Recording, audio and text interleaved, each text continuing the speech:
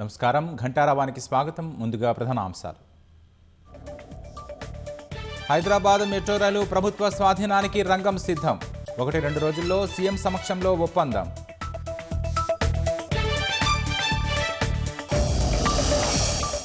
నేడు 10వ తరగతి ఫలితాలు విడుదల. మధ్యాహ్నం 2 గంటలకు ప్రకటించనున్న పాఠశాల విద్యాశాఖ.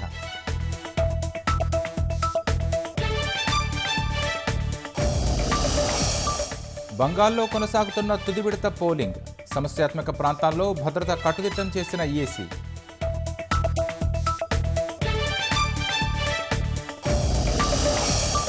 వికసిత్ భారత్ నిర్మాణంలో ఆడబిడ్డలే బలమైన పునాది. ఎన్ని అడ్డంకులు వచ్చినా మహిళా రిజర్వేషన్ తెస్తామన్న ప్రధాని.